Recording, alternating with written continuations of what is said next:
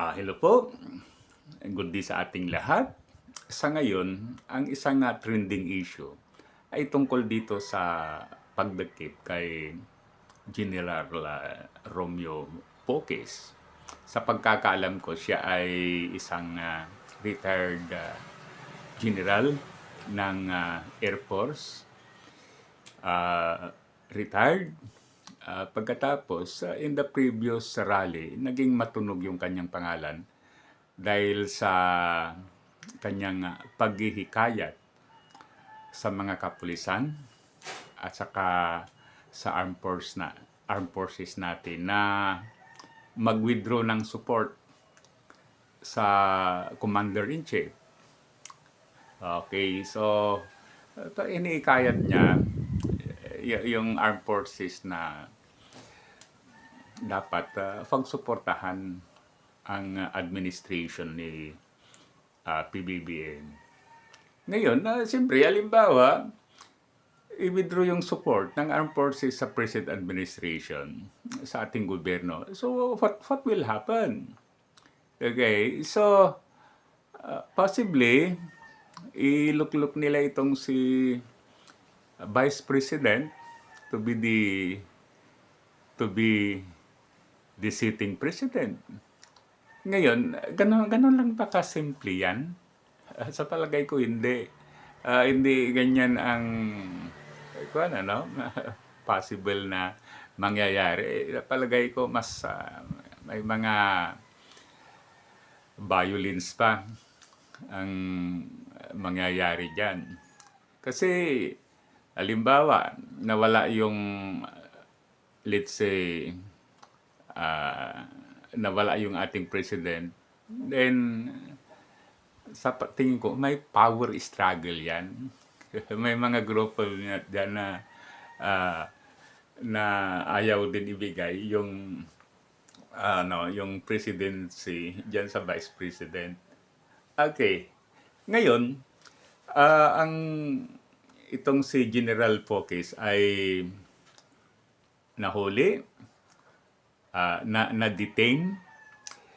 Then, siyempre, bibigyan niya ng kaso yan ng sedation. Ako'y naniniwala na tama naman yung sedation na ibibigay dyan sa kanya. Why? Kasi, actually, parang, yung ginawa niya as a retired general na nililigawan yung mga kapulisan at military na to withdraw support ay talagang that is a sedation case at its let's say at its limit.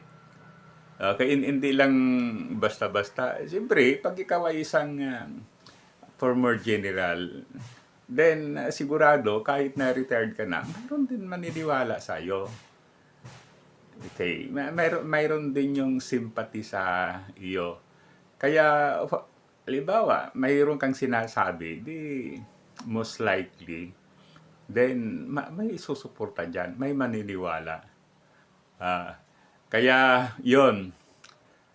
Kaya para sa akin, dapat niyang wag siyang magrason na, oy, ini-air ko lang yung aking pananaw.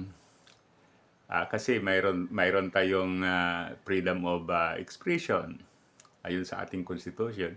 So, hindi lang yun. Okay, talagang there is something that needs worst consequences sa kanyang mga ginagawa, no? Ito ang natin, simple term lang, ano? Ito yung humble na alam natin. Sa pagkakalam ko, once let's say, siya ay graduate ng PMA, sa Philippine Military Academy, pag sila ay graduate, then sila ay inilalagay sa whatever branch ng government na branch of the armed forces na pwede silang ilagay, ano? Like Army, Air Force, Navy, etc. etc. Okay. Ngayon, in that ceremony, as what I know, ang isang oath na binibigkas nila ay they have to support and defend the Philippine Constitution. Yun ang pinakapangako nila. They have to support and defend the Constitution. Okay.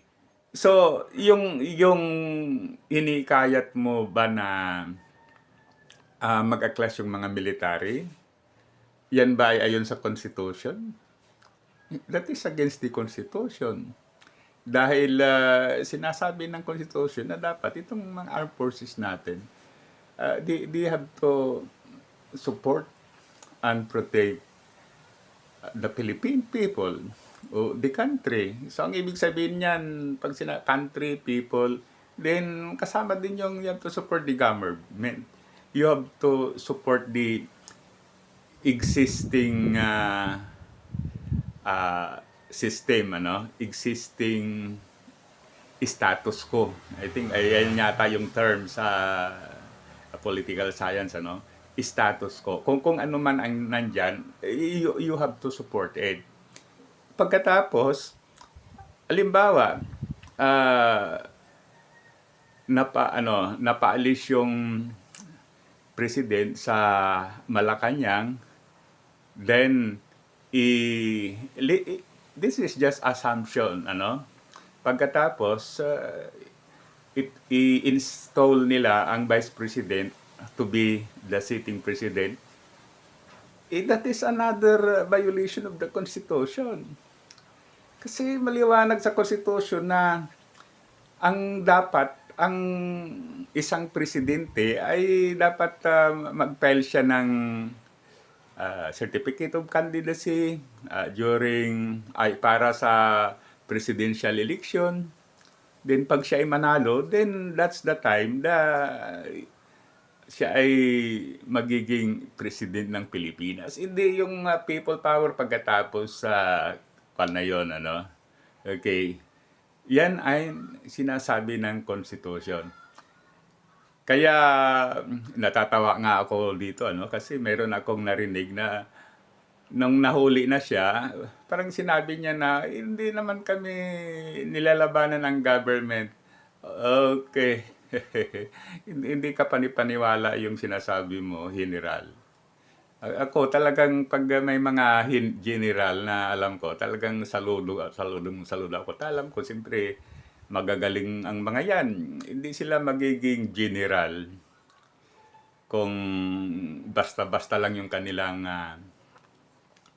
yung mindset, ano, yung kanilang IQ. Pero sa mga nakikita natin, wala. General ka, pero yung level of thinking mo, level of assessment is napakababa. Okay. So, ganyan. Kaya, para sa akin, dapat talagang ihabla itong si General Poques for for sedation case, sedation, let's say, offense na talagang he deserve it. Talagang deserve niya na maihabla. Pagkatapos, dapat kung patunayan ng korte na siya ay talagang nagkasala, then dapat siya ay parusahan, ano? Pero kasi nakikita ko sa taong ito, parang pumapasok sa politika, no? But then, sa wrong side. It's in a wrong fence. Bakit ka pupunta sa mga Duterte na nanggugulo para ikaw ay sumikat? Walang ano. Hindi pala lahat ng general ay magagaling. Okay, so muli, thank you. Sana i-like at saka subscribe sa ating Facebook account at sakpan din natin sa YouTube channel. mabuhay tayong mga Pilipino.